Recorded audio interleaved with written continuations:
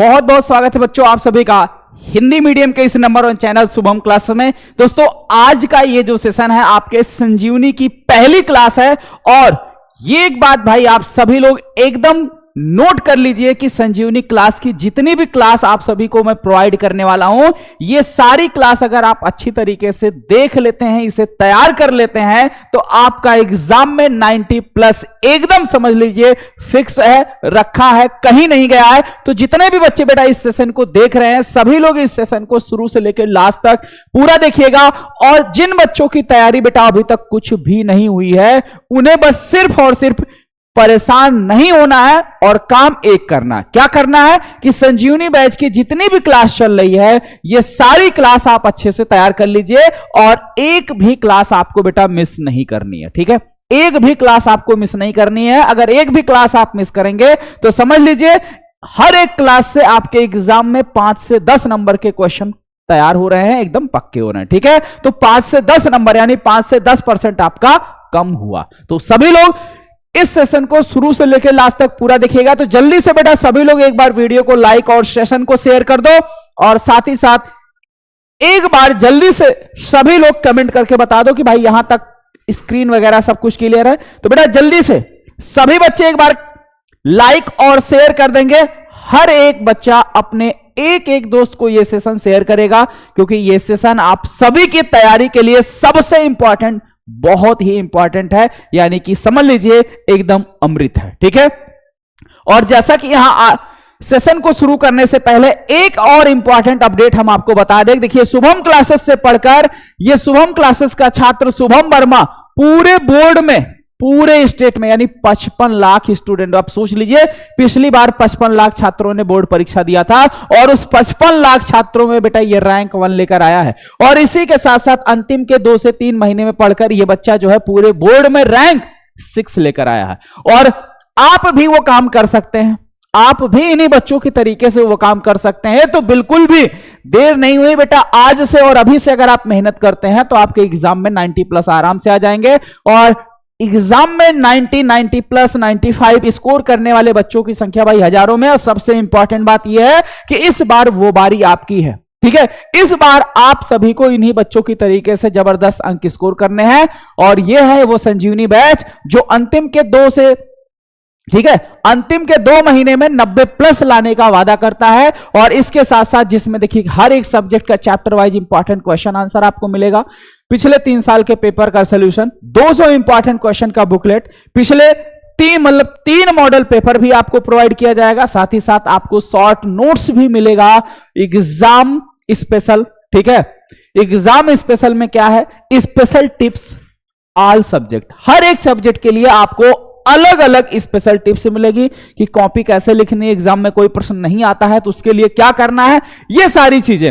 और ये शुभम क्लासेस का फ्री टेलीग्राम ग्रुप है और अभी अगर आप टेलीग्राम ग्रुप से नहीं जुड़े हैं तो जल्द से जल्द आप शुभम क्लासेस के इस टेलीग्राम ग्रुप से जरूर जुड़िए। ठीक है भाई, क्योंकि ये आपके लिए बिल्कुल फ्री है। तो जल्दी से बेटा सभी लोग एक बार सेशन को लाइक, शेयर और जो बच्चे अभी तक चैनल को सब्सक्राइब नहीं किए बेटा चैनल को सब्सक्राइब कर लीजिए और इस तरीके से भाई कॉपी और पेन लेकर बैठ जाइए और करते हैं सेशन की शुरुआत। और ये रहा सबसे पहला क्वेश्चन आपकी स्क्रीन पर। शुरुआत हम सेशन की करते हैं बेटा बहुविकल्पीय प्रश्न से, जिससे आपको भी थोड़ा इंटरेस्ट और मजा आए, आप सेशन में इन्वॉल्व हो सके। क्लियर है? तो हर एक स्टूडेंट बेटा सेशन को शेयर करेगा और फटाफट क्वेश्चन का आंसर करेगा। अब देखिए सबसे पहला क्वेश्चन आपके सामने क्या दिखाई दे रहा है। क्वेश्चन है कि किसी चालक में धारा का प्रवाह होता है। हमें तो ऐसा लग रहा है कि हर एक बच्चा इस क्वेश्चन का एकदम सही जवाब देने वाला है। बोलिए, किसी भी चालक में जो धारा का प्रवाह होता है बेटा वो किसकी वजह से होता है? बहुत सही, एकदम भाई जल्दी से सभी लोग कमेंट करके बताइए। और सभी का एक तरफ से ऑप्शन नंबर ए बिल्कुल सही जवाब भाई, इलेक्ट्रॉनों के द्वारा। क्लियर है? चलिए आगे आते हैं। अगला क्वेश्चन, प्रतिरोध का मात्रक है। तो प्रतिरोध का मात्रक क्या है भाई? प्रतिरोध का मात्रक क्या है? तो प्रतिरोध की अगर हम मात्रक की बात करें बेटा, प्रतिरोध का मात्रक क्या है? बहुत सही, शाबाश। ठीक है, क्या है भाई? ओम है। प्रतिरोध का मात्रक क्या है? ओम। क्लियर है? चलिए नेक्स्ट अगला देखिए, ओम के नियम का सूत्र है। अब ओम के नियम के साथ साथ भैया यहां पर ओम क्या है? प्रतिरोध का मात्रक है। और ओम का नियम क्या है? ओम के नियम का सूत्र क्या है? यह आपसे पूछा गया है। चलिए हम एक छोटा सा आपको हिंट देते हैं। ओम का नियम कहता है V बटे I बराबर क्या होता है? R होता है। मतलब यही R हमारा क्या होता है? एक नियतांक होता है। ठीक है, क्या होता है? एक नियतांक होता है। क्लियर है? तो अब बताइए भाई, रिलेशन हमने ओम का नियम हमने आपको हिंट के तौर पे बता दिया। अब इसमें से इसी को ट्रांसफर करके पक्षांतर करके बताना कि कौन सा सही है। यहां आई से क्या भागा इधर जाएगा गुणा, तो बी बराबर आई गुणे आर। बी बराबर आई गुणे आर है कहीं? ये रहा ऑप्शन नंबर सी में है, बी बराबर आई गुणे आर। ये अपना होता है एकदम सही जवाब। नेक्स्ट,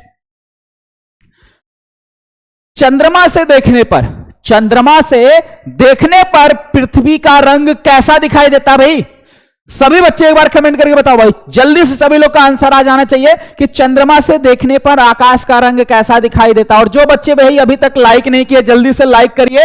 सेशन को लाइक करके 500 लाइक का टारगेट अभी तुरंत पूरा हो जाना चाहिए। ठीक है, पहले 500, फिर 500 के बाद फिर 1000 का टारगेट रखते हैं। भाई जल्दी से सभी लोग लाइक करके 500 लाइक इस सेशन पर पहुंचाना है। तो चंद्रमा से देखने पर आकाश का रंग कैसा दिखाई देता है? बैगनी दिखाई देता है कि नीला दिखाई देता है कि काला दिखाई देता है या फिर सफेद दिखाई देता है? तो क्या दिखाई देता है? काला। कैसा दिखाई देता भाई? काला। नेक्स्ट, दूरदृष्टि दोष के कारण प्रतिबिंब बनता है।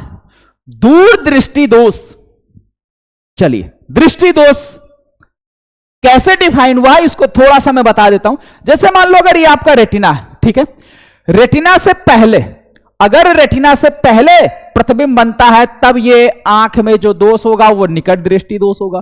और रेटिना के पीछे अगर प्रतिबिंब बनता है, रेटिना के पीछे प्रतिबिंब बनता है तो दूरदृष्टि दोष होता है। ठीक है, हमसे पूछा क्या है? दूरदृष्टि दोष के कारण प्रतिबिंब कहां बनता है? एक्सप्लेन किया मैंने, कहां बनता है भाई? रेटिना के पीछे बनता। कहां बनता है? रेटिना के पीछे, यानी ऑप्शन नंबर बी।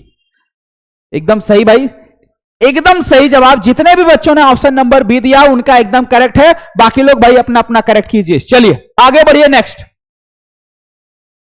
एक व्यक्ति दूर स्थित वस्तुओं को स्पष्ट रूप से देखने में असमर्थ है, उसके नेत्र में दोष होगा। अब आप सोचिए, एक व्यक्ति दूर की वस्तुओं को देखने में असमर्थ है, यानी दूर की वस्तुएं उसे साफ साफ नहीं दिखाई देती हैं, तो उसके आंख में कौन सा दोष होगा? बोलो। अरे इस नाम पे मत जाओ भाई। दूर की वस्तु अगर नहीं दिखाई दे रही है तो आंख में कौन सा दोष होगा? निकट दृष्टि दोष होगा। कौन सा? क्योंकि दूर स्थित वस्तु का प्रतिबिंब रेटिना से पहले ही बन जाता है। ठीक है, तो इसमें कौन सा दृष्टि दोष होगा भाई? निकट दृष्टि दोष।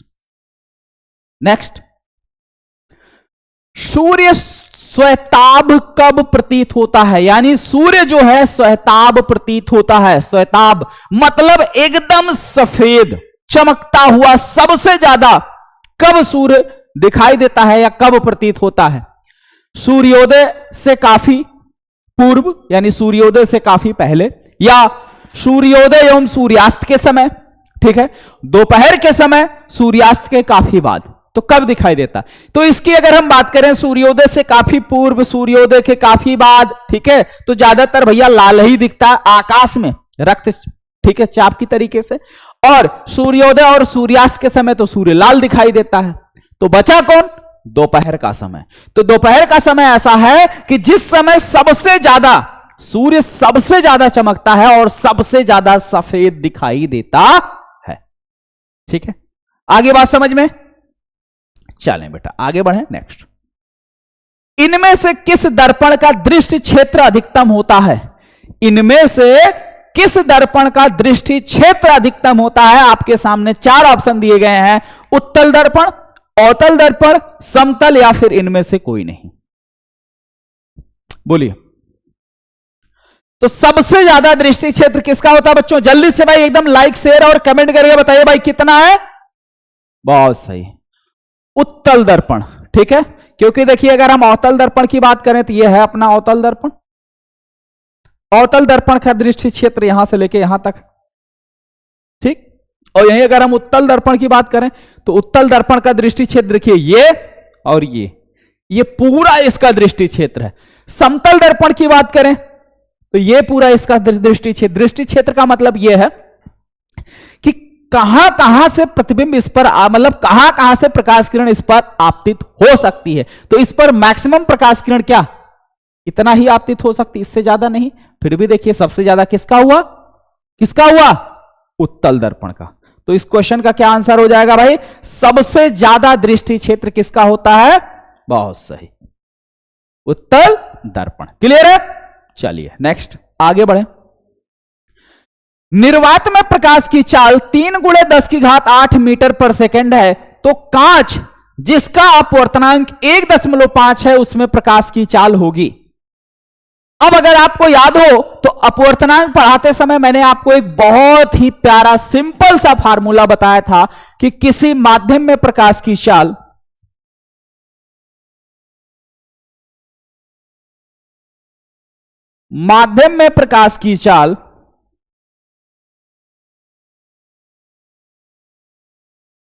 बराबर क्या होता है, निर्वात में प्रकाश की चाल,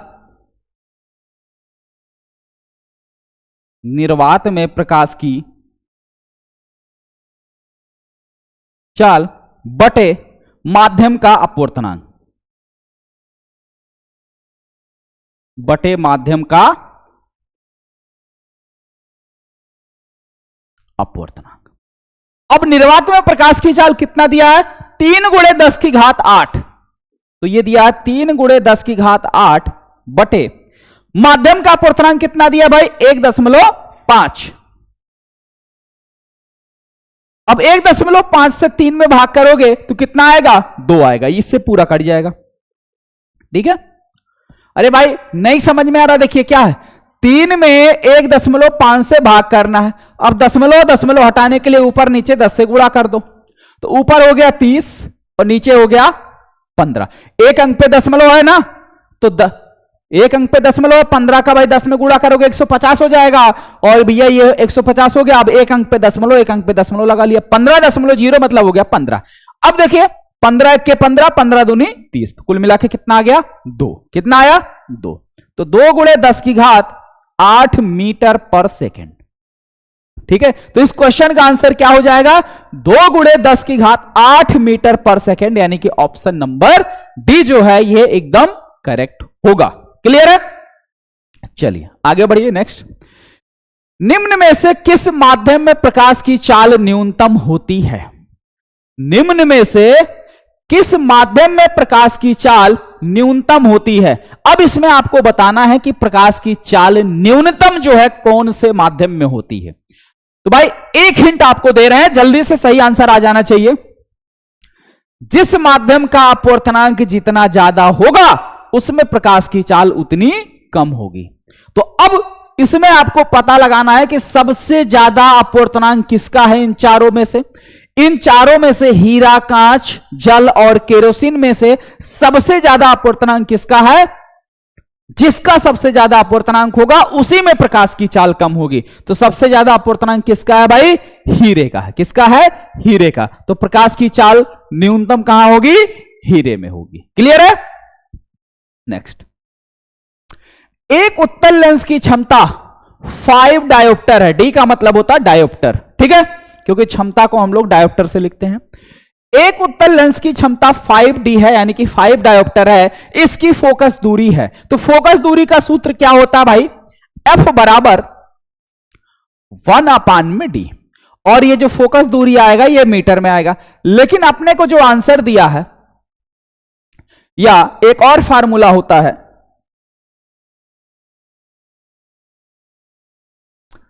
100/d। अब ये जो फोकस दूरी आएगा ये सेंटीमीटर में आएगा। किस में आएगा, सेंटीमीटर में आएगा। अब पूरा ऑप्शन देखिए सेंटीमीटर में, तो फार्मूला हम कौन सा यूज करेंगे, 100/d वाला। तो यानी कि F बराबर क्या हो जाएगा, 100 और बटे में d का मान कितना दिया भाई, 5।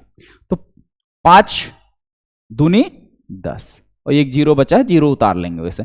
कितना हो गया, 20। कितना हो गया भाई, 20। कितना हो गया, 20। तो फोकस दूरी कितनी आई है, 20। अब देखिए यहां +20 भी है, -20 भी है, +20 भी है, -20 भी है। अब प्लस होगा या माइनस होगा, यह डिफाइन करेगा कि हमारा लेंस कौन सा है।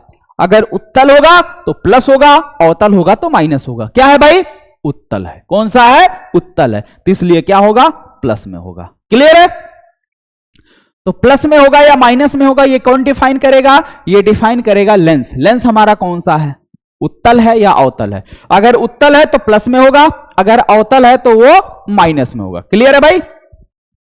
आगे बात समझ में? ओके, चलिए आगे बढ़ा जाए। चलिए आगे बढ़ते हैं बेटा अगले क्वेश्चन की तरफ। नेक्स्ट, किसी वस्तु से बड़ा आभासी प्रतिबिंब बनाने वाला दर्पण है। किसी भी वस्तु से बड़ा और इसके साथ साथ आभासी प्रतिबिंब बनाने वाला कौन सा दर्पण है? अपने पास ये भाई 1 2 3 समतल है, उत्तल है और अवतल है और कोई गोलीय लिखा हुआ है। तो इस प्रकार से दर्पण की बात की गई है। ठीक है, अब इसमें से पूछ रहा सबसे बड़ा और आभासी। अगर हम बात करें बेटा इस उत्तल दर्पण की, तो इसमें आभासी तो बनता है लेकिन छोटा बनता है। कैसा बनता है? छोटा बनता है। ठीक है, तो हमें चाहिए बड़ा। ये जो है ये हमेशा बराबर बनाता है, ये बड़ा छोटा भेदभाव करता ही नहीं है, ये हमेशा क्या करता है? बराबरी की बात करता है, समतल वाला। ठीक है, तो ये दोनों तो होने से ना रहे, ये दोनों तो होने से ना रहे, और कोई गोलीय का मतलब, गोलीय मतलब कौन? या तो उत्तल या तो अवतल, यही ना। तो इसकी तो बात ही छोड़ दो यार, जब उत्तल अवतल लिखा है तो इसकी बात छोड़ो। तो बचा कौन अपने पास? अवतल दर्पण। तो सही आंसर क्या हो गया अपना? अवतल दर्पण। बाकी का सब हटाओ। ठीक, क्या होगा? अवतल दर्पण। क्लियर है? चलिए आगे बढ़िए बेटा। नेक्स्ट अगला, किसी गोलीय दर्पण तथा किसी पतले गोलीय लेंस दोनों की फोकस दूरी -25 सेंटीमीटर है। फोकस दूरी कैसा है? माइनस में। क्या है? माइनस में। और माइनस वाली फोकस दूरी किसकी होती है? अवतल की। किसकी होती है? अवतल की। तो दोनों के दोनों क्या होंगे? अवतल होंगे। ज्यादा कुछ इसमें सोचना ही नहीं है। ठीक है, लेंस और दर्पण कैसे हैं? दोनों के दोनों अवतल है। क्लियर है? चलिए आगे। अब यहां से देखिए भाई आपके लघु उत्तरीय प्रश्न शुरू होते हैं। अब 13 में से, यानी 13 बहुविकल्पीय प्रश्न आप लोगों के सामने हमने करवाए, और इन 13 बहुविकल्पीय में से किसके कितने सही हुए? 13 में से तेरे कितने बच्चों के सही हुए? जल्दी से बेटा एक बार कमेंट करके बताओ तो भाई। और एक बार बेटा आप लोग सेशन को लाइक और शेयर कर दीजिए, जिससे ज्यादा से ज्यादा बच्चे इस लाइव सेशन के साथ जुड़ सकें। बोलो, 13 में से 13 कितने बच्चों के सही हुए हैं? चलिए देखिए क्वेश्चन, ये भाई आपके लघु उत्तरीय प्रश्न है। ठीक है, जो कि 4 नंबर वाले प्रश्न है लघु उत्तरीय, और इनको देखिए कैसे है। क्या कह रहा है क्वेश्चन? कह रहा कि 16 सेंटीमीटर फोकस दूरी के अवतल दर्पण के सम्मुख, 16 सेंटीमीटर फोकस दूरी के अवतल दर्पण के सम्मुख एक वस्तु 8 सेंटीमीटर की दूरी पर रखी है। ठीक है, यानी 16 सेंटीमीटर फोकस दूरी का अवतल दर्पण। दर्पण कौन सा है? अवतल। तो फोकस दूरी क्या होगी? नेगेटिव होगी। यानी F बराबर क्या हो गया? -16 सेंटीमीटर। ठीक है, ओके। दर्पण के सम्मुख एक वस्तु 8 सेंटीमीटर की दूरी पर रखी गई है। तो यानी जो U का मान है, U तो हमेशा नेगेटिव होता है, ये 8 सेंटीमीटर कितने पर रखी गई है? 8 सेंटीमीटर पर रखी गई है। ठीक है, उपर्युक्त किरण आरेख बनाइए तथा प्रतिबिंब की स्थिति एवं प्रकृति ज्ञात कीजिए। क्या कह रहा है? उपर्युक्त किरण आरेख बनाइए तथा प्रतिबिंब और प्रकृति की स्थिति बताइए। यानी हमें V का मान निकालना है और इसके साथ साथ यह भी बताना है कि यह वास्तविक होगा या आभासी, लेकिन उससे पहले किरण आरेख खींचना है। ठीक है, तो चलिए पहले हम किरण आरेख आपको खींच के दिखाते हैं, फिर जो है सॉल्व किया जाए।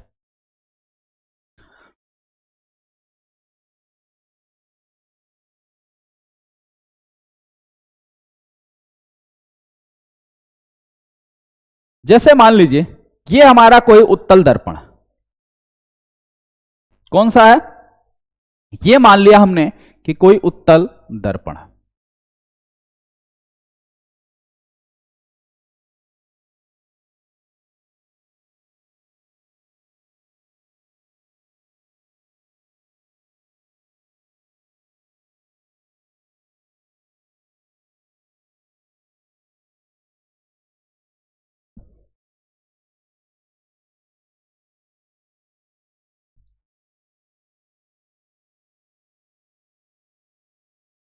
ठीक है, ये हमारा क्या हो गया, एक उत्तल अवतल दर्पण हो गया। ठीक, अब कह रहा है अवतल दर्पण की फोकस दूरी, यानी ये दर्पण का अगर हमारा ध्रुव है, ठीक है, तो इसका कहीं वक्रता केंद्र यहां कहीं होगा सी, और इन दोनों के ठीक बीच में यहां कहीं इसकी फोकस दूरी होगी यानी कि एफ। ठीक है, ये दिया है 16 सेंटीमीटर। कितना दिया है भाई, ये दिया है 16 सेंटीमीटर, यानी यहां से लेकर यहां तक की डिस्टेंस 16 सेंटीमीटर, और वस्तु कहां रखा गया है, 8 सेंटीमीटर की दूरी पर। तो अगर ये 16 है तो 8 यहीं कहीं होगा इसके बीच में, यानी वस्तु को यहां रखा गया, वस्तु को यहां रखा गया। ठीक है, ये वस्तु हो गया अपना ए बी। अब इस वस्तु ए बी का प्रतिबिंब कहां बनेगा, प्रतिबिंब बनाने के लिए क्या करना होता है बेटा, क्या बताया मैंने आपको कि एक प्रकाश किरण मुख्य अक्ष के समांतर ले जाओ। यहां से प्रकाश किरण मुख्य अक्ष के समांतर गई, और मुख्य अक्ष के समांतर जाने वाली प्रकाश किरण परावर्तन के बाद कहां से जाती है, फोकस से। तो ये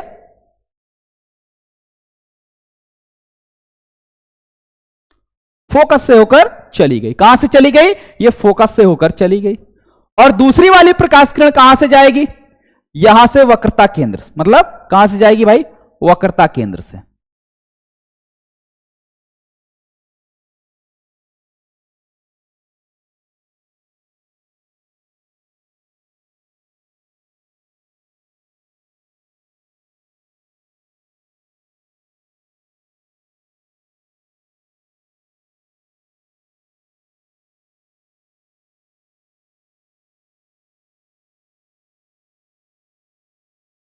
ठीक है, ये वक्रता केंद्र से।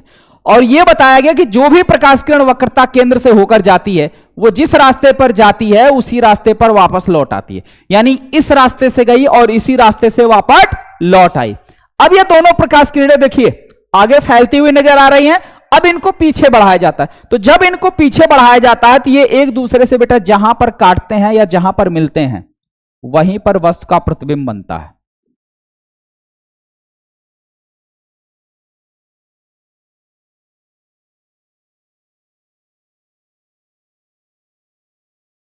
ठीक है, अब इन दोनों को पीछे बढ़ाया गया तो ये दोनों जहां पे एक दूसरे को काट रहे हैं वहीं पर वस्तु का क्या होगा, प्रतिबिंब बनेगा। इस मुख्य अक्ष वाली लाइन को थोड़ा सा आप आगे बढ़ा दीजिए।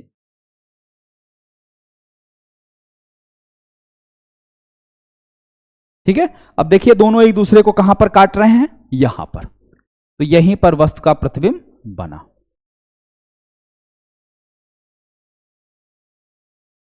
यहां पे काट रहा है। ठीक है, तो इस प्रकार से यहां पे वस्तु का प्रतिबिंब बना, ए डैश और ये बी डैश। ठीक है, किरण आरेख हमने बना दिया। अब प्रकृति आप ऐसे ही बता दीजिए। तो प्रकृति क्या मिल गई, कहां तक प्रतिबिंब कहां बन रहा है, दर्पण के पीछे। प्रतिबिंब कहां बन रहा है, दर्पण के पीछे बन रहा है। तो इस प्रतिबिंब की जो प्रकृति हो गई वो कैसी हो गई, आभासी। इसकी प्रकृति कैसी हो गई, आभासी, यानी कि वर्चुअल बनेगा, रियल नहीं बनेगा, रियल नहीं बनेगा, वर्चुअल बनेगा। क्लियर है, ओके। अब आइए, अब ये कितनी दूरी पर बना है ये भी कैलकुलेट कर लेते हैं फार्मूले से। फार्मूला क्या जानते हैं, 1/f बराबर 1/v और प्लस 1/u, क्योंकि दर्पण है, दर्पण के केस में यहां प्लस होता है, सारा मान रख लीजिए। f का मान कितना है, -16 बराबर 1/v और -1 प्लस, सॉरी ये प्लस है ना, u का मान दिया -8। अब देखो ये प्लस और माइनस मिलके क्या हो जाएंगे, माइनस। तो ये हो गया -1/16 बराबर 1/v और -1/8। ये 1/8 इधर माइनस में, इधर आएगा प्लस में, तो 1/8 माइनस 1/16 बराबर 1/v। अब इन दोनों का एलसीएम ले लो। एलसीएम कितना आएगा? 16। तो 8 का क्या गुना हुआ? 2 गुना, 8 दूनी 16, तो ऊपर 2 से गुणा, माइनस 16 की जगह 16, 1/v। ठीक है, 2 में से 1 गया 1, तो 1/16 बराबर 1/v। तो यह इंप्लाइज करेगा भाई v बराबर कितना हो गया? 16 सेंटीमीटर। कितना? 16 सेंटीमीटर। यानी यहां से यहां तक की जो दूरी है, ये v की जो दूरी है वो कितनी है? 16 सेंटीमीटर। तो वस्तु का प्रतिबिंब कहां बनेगा? दर्पण के पीछे 16 सेंटीमीटर की दूरी पर। कहां बनेगा? दर्पण के पीछे 16 सेंटीमीटर की दूरी पर। और अगर मान लो फिगर आप नहीं बनाए हो, तब कैसे पता चलेगा प्रतिबिंब वास्तविक है या आभासी है? तो उसका सबसे सरल तरीका यही है कि v की वैल्यू अगर प्लस में आई, v की वैल्यू अगर प्लस आ गई, किसकी?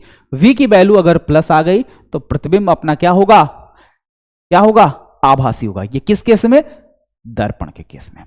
अगर ये लेंस होगा और लेंस में v की वैल्यू प्लस आई, तब जो है क्या होगा? वास्तविक होगा। बस दोनों में इतना प्लस माइनस का अंतर है। ठीक है, अगर लेंस के लिए बात करोगे, लेंस में v की वैल्यू प्लस आ जाती है, तब वो प्रतिबिंब वास्तविक होगा। लेकिन ये क्या है? दर्पण, और दर्पण में अगर प्लस आया तो इसका मतलब हो गया आभासी। दर्पण और लेंस, ठीक है, जो प्रकृति है जस्ट उल्टा है, जस्ट उल्टा प्रकृति है। आगे बात समझ में भाई? पहला क्वेश्चन ये लघु उत्तरीय वाला आप सभी को क्लियर हो गया? हाँ या ना भाई? एक बार जल्दी से कमेंट करके बता दीजिए। सभी बच्चे भाई जल्दी से एक बार कमेंट करके बताइए कि यहां तक बात क्लियर है। तो सभी लोग एक बार भाई सेशन को लाइक और शेयर कर दीजिए जल्दी से, फटाफट बेटा। सभी लोग एक बार सेशन को लाइक और शेयर करेंगे अपने अपने दोस्त को। चलिए आगे बढ़ते हैं बेटा अगले क्वेश्चन की तरफ। नेक्स्ट अगला क्वेश्चन देखिए क्या है भाई? प्रकाश के परावर्तन के नियम लिखिए। प्रकाश के परावर्तन के नियम लिखिए। एक अवतल दर्पण से 10 सेंटीमीटर की दूरी पर इस वस्तु स्थित है। यदि दर्पण से आभासी प्रतिबिंब 20 सेंटीमीटर की दूरी पर बनता है, तब दर्पण की वक्रता त्रिज्या ज्ञात कीजिए। वक्रता त्रिज्या का मतलब है r बराबर 2 गुणे f। यानी हम क्या निकाल लें? फोकस दूरी निकाल लें तो वक्रता त्रिज्या हमें मिल जाएगी। लेकिन उससे पहले प्रकाश के परावर्तन के नियम लिखने हैं। तो बेटा हेडिंग लगाइए प्रकाश के परावर्तन, तो लिखिए परावर्तन के नियम।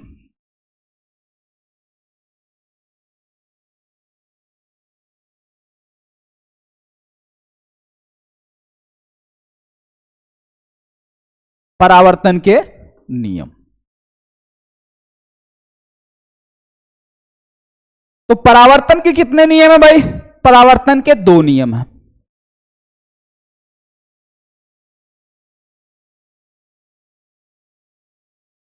परावर्तन के 2 नियम है।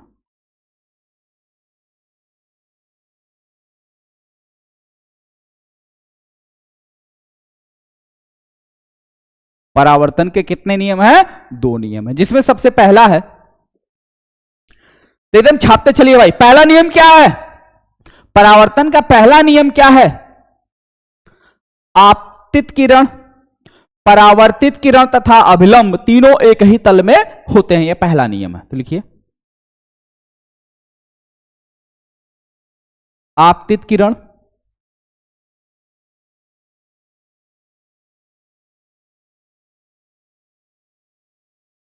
परावर्तित किरण तथा अभिलंब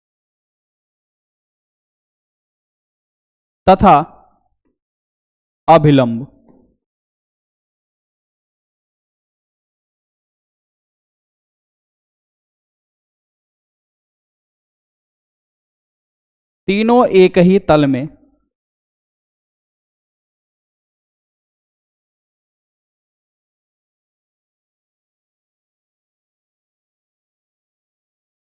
होते हैं। तीनों एक ही तल में होते हैं। यह पहला नियम है। दूसरा नियम यह है कि आपतन कोण का मान सदैव परावर्तन कोण के बराबर होता है।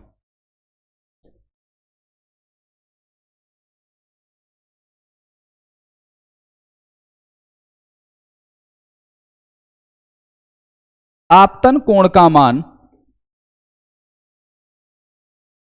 सदैव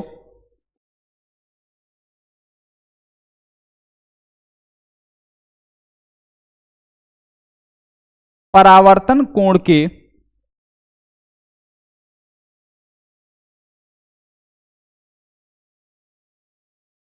बराबर होता है। आपतन कोण का मान सदैव परावर्तन कोण के बराबर होता है, अर्थात इसे हम लिख सकते हैं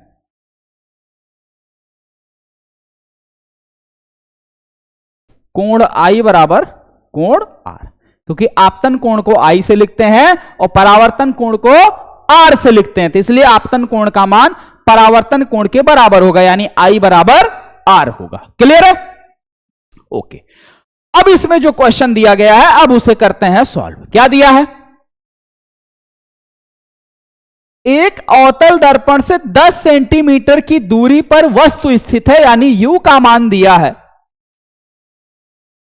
माइनस का 10 सेंटीमीटर। ठीक, ओके। यदि दर्पण से आभासी प्रतिबिंब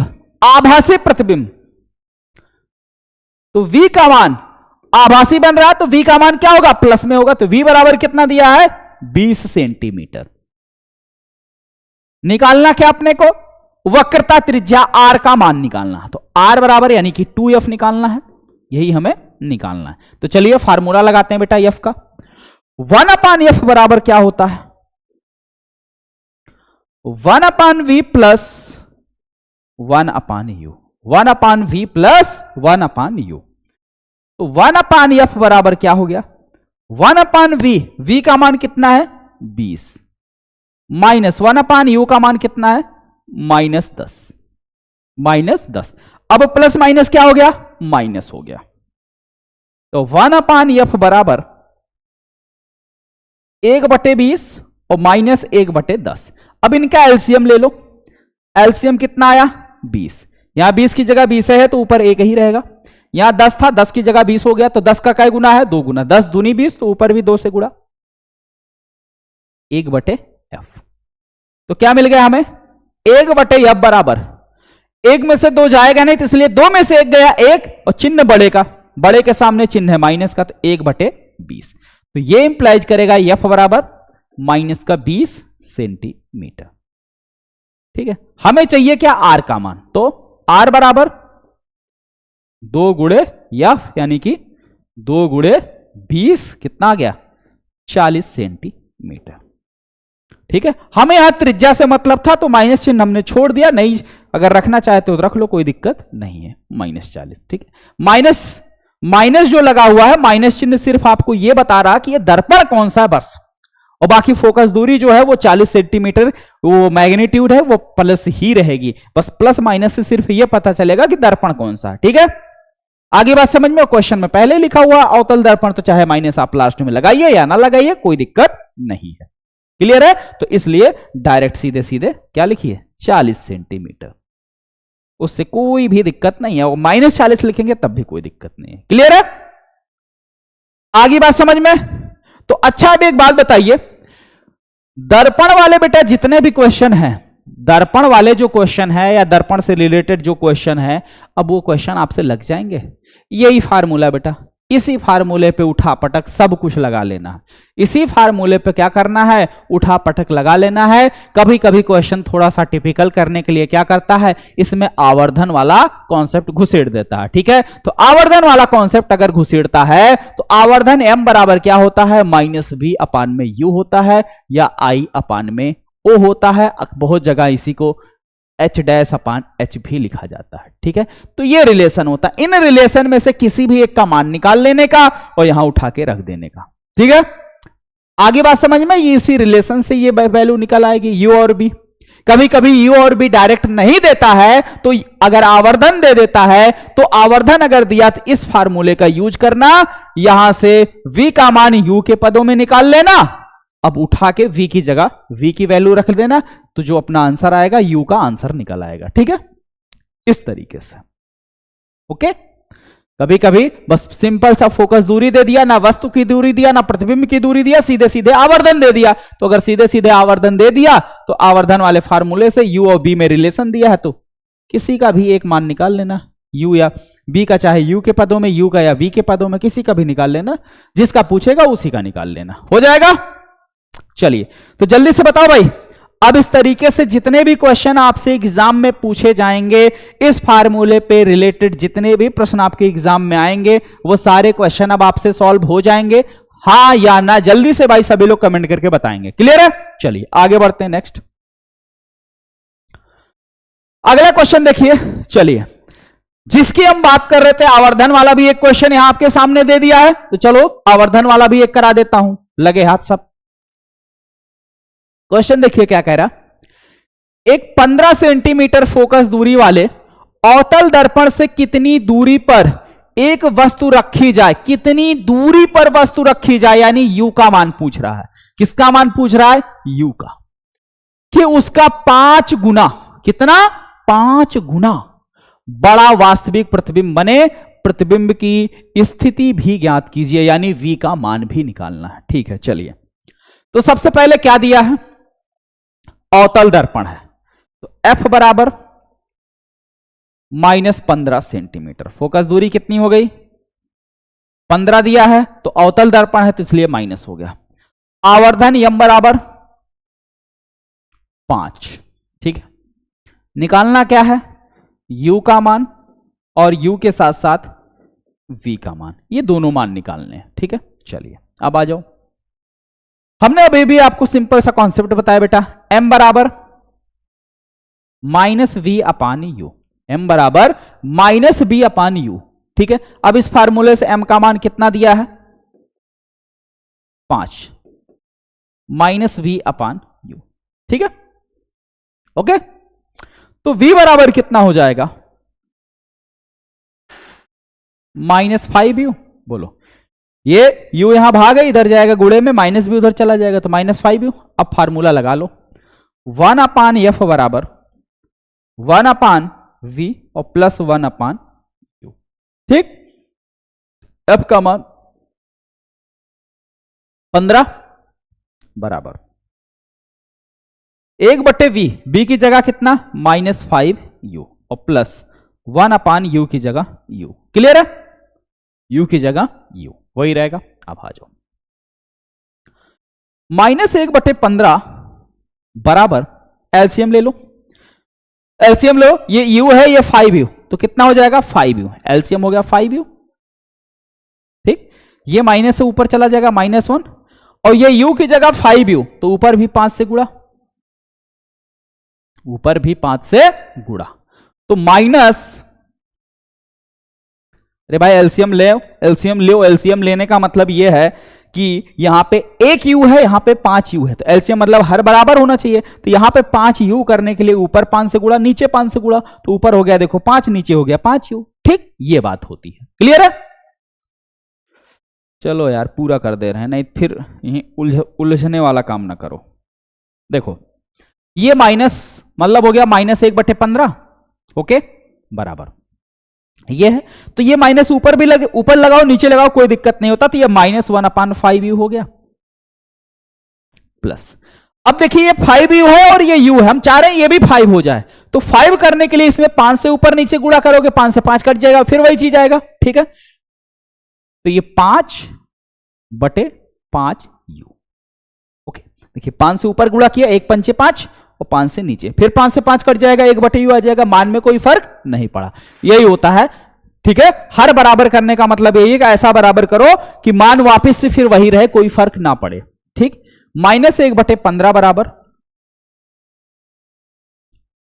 अब दोनों का एलसीएम बराबर है, हर बराबर है 5u, तो -1 प्लस 5, -1/15 बराबर 5u और -1 प्लस 5 कितना आ गया? प्लस का 4, प्लस का 4। ठीक है, तो यहां से देखो u बराबर -1/15, अब यहां 5 से देखिए भाग है, तो 5 से हो जाएगा गुणा, गुणे 5, और 4 से यहां क्या है? 4 से क्या है गुणा। एक सेकंड, इतना डायरेक्ट करेंगे फिर आप लोग हमसे पूछोगे सर अगला स्टेप कैसे हो गया। देखो एक एक करके मान चाहिए यू का, इसे पलट लो, क्या करो उलट लो। तो इसको उलट दोगे तो ये 1/15 की जगह 15 हो जाएगा और ये हो जाएगा 5u/4, 5u/4 हो जाएगा। ठीक है, 5u/4 हो जाएगा। तो अब u बराबर -15 गुणे -15 गुणे 4 से भागे आएगा 4 से गुणा बटे 5 से यहां क्या है 5 से, इसे 54 मत समझ लेना यार, ठीक है, u है, u के साथ में 5 का गुणा है, इधर आएगा भाग में हो जाएगा। तो 5 तिहाई 15 और 4 तिहाई 12, तो u बराबर कितना आ गया -12 सेंटीमीटर। कितना आ गया 12 सेंटीमीटर। और क्या पूछा है प्रतिबिंब की स्थिति, यानी v बराबर क्या है -5u, -5u। ठीक है, आगे बात समझ में। अब यहां u का मान रख दीजिए -5। यहां u का मान नेगेटिव नहीं रखना है, ध्यान देना भाई, नेगेटिव नहीं रखना है, u का मान नेगेटिव नहीं रखना। क्यों? क्योंकि हम यहां u का मान रख रहे हैं। क्या रख रहे हैं? मान रख रहे हैं। ठीक है, वैल्यू रख रहे हैं, सिर्फ मैग्नीट्यूड रखनी है। ठीक है, क्योंकि आवर्धन में चिन्ह ऑलरेडी आपने इस्तेमाल कर लिया है, ऑलरेडी आपने चिन्ह इस्तेमाल कर लिया है। अगर आप चिन्ह इस्तेमाल नहीं करते तब आप जो है वहां u का मान माइनस करते, यहां आपने ऑलरेडी माइनस का इस्तेमाल कर लिया। ठीक है, तो इसलिए u का मान कितना है 12, तो कितना हो गया -12 पंचे 60 सेंटीमीटर। कितना आ गया 60 सेंटीमीटर। v का मान कितना है भाई 60 सेंटीमीटर आया। क्लियर है? माइनस का, क्योंकि वास्तविक है तो वास्तविक के लिए v का मान नेगेटिव होना जरूरी है। ठीक है, आगे बात समझ में भाई। अब बताओ, तो देखिए अब दर्पण वाले जितने भी सवाल हैं, दर्पण वाले जितने भी क्वेश्चन हैं, मोस्टली अब आपको लग जाने चाहिए। अब इसी तरीके से यार लेंस में भी है, बस फार्मूले में क्या करना, यहां जहां प्लस है प्लस की जगह माइनस कर देना है बस, और कोई दिक्कत नहीं है। चलिए आगे बढ़िए। अगला, प्रकाश के अपवर्तन के नियमों का उल्लेख कीजिए। प्रकाश के अपवर्तन के नियमों का उल्लेख कीजिए। तो प्रकाश के अपवर्तन के क्या क्या नियम है, जिसमें देखिए भाई सबसे पहला तो वही है जो परावर्तन का नियम है, वही अपवर्तन का नियम। पहला नियम दोनों का सेम है, आपतित किरण, अपवर्तित किरण तथा अभिलंब, यानी आपतन बिंदु पर खींचा गया अभिलंब तीनों एक ही तल में होते हैं। वहां पे अपवर्तित की जगह परावर्तित किरण होती, बस इतना सा अंतर है। दूसरा नियम यह कहता है कि नहीं, दो माध्यमों के लिए एक ही रंग के प्रकाश के लिए आपतन कोण की जा का मान, आपतन कोण की जा मतलब साइन, और अपवर्तन कोण की जा का जो अनुपात होता है वो सदैव एक नियतांक होता है, और इसी को स्नेल का नियम भी कहा जाता है। यानी साइन आई बटे साइन आर बराबर क्या होता है, एक नियतांक होता है। क्या होता है भाई, एक नियतांक होता है। क्लियर है? चलिए अगला क्वेश्चन देखिए क्या है। वायु के सापेक्ष किसी द्रव का क्रांतिक कोण 45 अंश दिया है, उस द्रव का अपवर्तनांक ज्ञात कीजिए। तो अपवर्तनांक n बराबर फार्मूला होता है 1/sin IC, जहां IC क्या है, क्रांतिक कोण है। क्या है? क्रांतिक कोण है।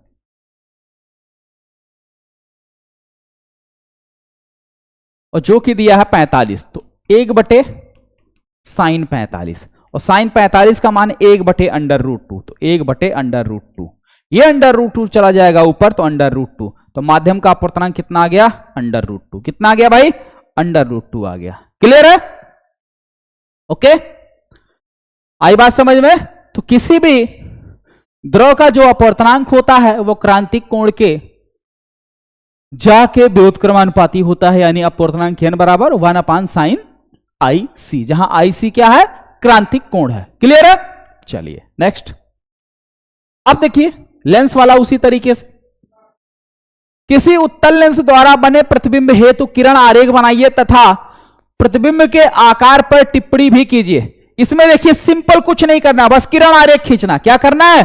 किरण आरेख खींचना है। और किरण आरेख खींचना तो हमने आपको बहुत ही अच्छे से सिखाया है, हो जाएगा ना भाई। देखिए इसमें क्या क्या खींचना है।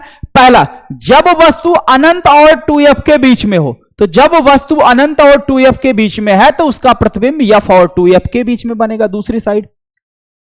ठीक है। और दूसरा कंडीशन यह है कि वस्तु जो है लेंस से 2f दूरी पर हो, यानी जब 2f पर हो तो उसका प्रतिबिंब 2f पर ही बनेगा, सीधी सी बात है, दूसरी तरफ लेंस के। अगला, वस्तु जो है फोकस और फोकस दूरी के दोगुनी दूरी के बीच में हो, यानी f और 2f के बीच में है, तो जब वस्तु जो है इधर f और 2f के बीच में है तो उसका प्रतिबिंब उत्तल लेंस के दूसरी तरफ 2f और अनंत के बीच में बनेगा। बस ये 4 कंडीशन दिया गया है। इसी पे कंडीशन कौन कौन सा है, कौन कौन सा केस है, उत्तल लेंस का केस भी बता दे रहा हूं बेटा, याद आ जाएगा तुरंत आपको। पहला है केस नंबर 2, पहला है केस नंबर 2, और दूसरा है केस नंबर 3। ठीक है, केस नंबर 3 और केस नंबर 4, केस नंबर 4। ठीक है, केस 2, 3, 4 ये सब लगातार पूछे गए हैं, केस 2, 3 और 4। ठीक है, हो जाएगा ना। अब तो समझ में आ गया किरण आरेख खींचना कैसे है। बस सीधे सीधे बनाना है, एक प्रकाश किरण मुख्य अक्ष के समांतर लेके चले जाना, समांतर वाली अपवर्तित होगी, फोकस से चली जाएगी, और दूसरी सीधे प्रकाशिक केंद्र से पास करा देना, दोनों जहां काट देंगे वहीं वस्तु का प्रतिबिंब बन जाएगा। ठीक है, नेक्स्ट। अब देखिए क्वेश्चन आ गया, 7 सेंटीमीटर लंबा, यानी h का जो मान है वो 5 सेंटीमीटर दिया, बिंब 10 सेंटीमीटर फोकस दूरी, यानी f बराबर दिया है 10 सेंटीमीटर कि किसी अभिसारी, अभिसारी का मतलब होता है उत्तल लेंस, यानी प्लस में ही रहेगा, से 25 सेंटीमीटर की दूरी पर रखा जाता है। u का मान दिया है माइनस का 25 सेंटीमीटर। प्रकाश किरण आरेख खींचकर बनने वाले प्रतिबिंब की स्थिति, साइज और प्रकृति भी ज्ञात कीजिए। तो बस फार्मूला लगाना है। क्या करना है भाई? फार्मूला लगाना है, v का मान निकाल लेना है, v का मान निकाल लेना है। ठीक है, किसका मान? v का मान निकाल लेना फार्मूले से। ओके, हो जाएगा। अब देखो किरण आरेख बनाना है, बन जाएगा। अब इसमें h डैश निकालना है, सिंपल फार्मूला भाई, अभी अभी हमने आवर्धन का बताया था, h डैश अपान h बराबर v अपान में u। तो h डैश बराबर क्या हो जाएगा? v अपान में u गुणे h। बस इसी में रख v निकालोगे, u दिया है, h दिया, h डैश निकल जाएगा, हो जाएगा। चलिए ट्राई करिएगा। नेक्स्ट, ये भी देखिए क्वेश्चन आपके सामने है, इस क्वेश्चन को भी क्या करना है भाई? ट्राई करना है। ये भी हो जाएगा, हो जाएगा ना। 10 सेंटीमीटर फोकस दूरी वाले उत्तल लेंस से 20 सेंटीमीटर की दूरी पर 10 सेंटीमीटर लंबी एक मोमबत्ती रखी गई, यानी फिर h का मान दिया है 10 और फोकस दूरी अब बराबर दिया है 10, u का मान दिया है -20। बस सेम टू सेम जो काम पिछले क्वेश्चन में था, बस उसमें क्या था? किरण आरेख एक्स्ट्रा खींचना था, इसमें किरण आरेख नहीं खींचना, सिर्फ सॉल्व करना। हो जाएगा ना। चलिए बहुत बढ़िया, आगे बढ़िए। अब ये क्वेश्चन है भाई, इसका भी ले लो स्क्रीनशॉट कर लेना। ठीक है, इस क्वेश्चन का भी स्क्रीनशॉट ले लो भाई, कर लीजिएगा। ओके, न्यूमेरिकल आप प्रैक्टिस कर लेना, नहीं आएगा तो हमसे पूछ लीजिएगा। बता दिया ना हमने कैसे कैसे लगेगा। ये भी अवतल दर्पण के उपयोग क्या क्या है भाई, देख लीजिए। सेविंग में डॉक्टर, ठीक है, डॉक्टर प्रकाश किरणों के छोटे अवतल दर्पण से परावर्तित करके आंख, दांत, नाक, कान, गले आदि को देखते हैं इत्यादि में। ठीक है, इसका काम होता है। अवतल दर्पण के उपयोग टेबल, यानी टेबल लैंप, जिससे वह पढ़ने वाला होता है, टेबल लैंप के शेडो में किया जाता है। ठीक है, अवतल दर्पण के उपयोग मोटर कारों, रेलवे इंजन, स्टीमरों तथा सर्च लाइट के लैंपों के परावर्तक के रूप में किया जाता है। उत्तल दर्पण की फोकस दूरी के लिखिए, उत्तल दर्पण के कोई 2 उपयोग लिखिए, तो फोकस दूरी का ये सूत्र लिख लेना है उत्तल दर्पण के लिए। अब इसके 2 उपयोग हैं, पहला दूसरा। ठीक है भाई, बाइक वाइक के साइड में जो लगता है वो उत्तल दर्पण ही है, कोई और दर्पण है नहीं। दृष्टि दोष क्या है, इसके प्रकार लिखिए। दृष्टि दोष क्या है, कितने प्रकार के होते हैं। ठीक है, जब नेत्र में प्रतिबिंब रेटिना पर ना बनकर रेटिना से आगे या पीछे बनता है, जिसकी वजह से वस्तु हमें साफ साफ नहीं दिखाई देती है। तो इस प्रकार के दोष को हम दृष्टि दोष कहते हैं। दृष्टि दोष दो प्रकार के होते हैं, एक निकट दृष्टि दोष और एक दूर दृष्टि दोष। ठीक है, अब निकट दृष्टि दोष क्या होता है, दूर दृष्टि दोष क्या होता है, इसको पूरा फुल एक्सप्लेन आपको करना है, कमेंट सेक्शन में हो जाएगा। तो चलिए आज के लिए बेटा इतना ही, और आज का ये सेशन आप सभी को कैसा लगा कमेंट सेक्शन में जरूर बताइएगा। और हां, आपके साइंस में टोटल अगर फिजिक्स में देखा जाए तो 4 चैप्टर है, और इसीलिए हमने आपको कहा है कि संजीवनी की बस 4 क्लास आपको मिलेगी। ये 4 क्लास में जितने भी क्वेश्चन मैं आपको कराऊंगा, ये सारे क्वेश्चन अगर आप अच्छे से कर लेते हैं तो आप आराम से 90+ स्कोर कर सकते हैं। ये पहली क्लास हो गई। पहली क्लास में आप लोगों ने देखा चैप्टर नंबर 1 के सारे इंपॉर्टेंट क्वेश्चन हमने क्लियर कर लिए। अब अगली जो संजीवनी क्लास होगी उसमें चैप्टर नंबर 2 और 3 दोनों का मिक्सअप रहेगा, क्योंकि 2 में ज्यादा कुछ है नहीं। फिर और उसके बाद तीसरी जो क्लास रहेगी चैप्टर नंबर 3 का पूरा रहेगा, और अगला जो होगा चौथा, उसमें चैप्टर नंबर 4 अकेले रहेगा। क्लियर है? चलिए, तो आज के लिए इतना ही भाई। और जो बच्चे अभी तक शुभम क्लासेस के संजीवनी बैच से नहीं जुड़े हैं, वैसे जरूर जुड़ जाएं। और ये शुभम क्लासेस का फ्री वाला टेलीग्राम ग्रुप है, तो टेलीग्राम ग्रुप पे तो जरूर जुड़ जाओ। टेलीग्राम पे सर्च करना शुभम क्लासेस ऐप, वहां से आप डायरेक्ट जुड़ जाएंगे। ठीक है, वहां आपको ऐप दिख जाएगा। क्लियर है? चलिए, ऐप से जुड़ने के लिए मोबाइल के प्ले स्टोर से डायरेक्ट डाउनलोड करिएगा शुभम क्लासेस ऐप, वहां से डायरेक्ट पेमेंट करके जुड़ सकते हो। कोई दिक्कत आती इस नंबर पर कॉल मैसेज व्हाट्सएप कर देना। ओके, थैंक यू, मिलते हैं फिर अगले सेशन में। ओके।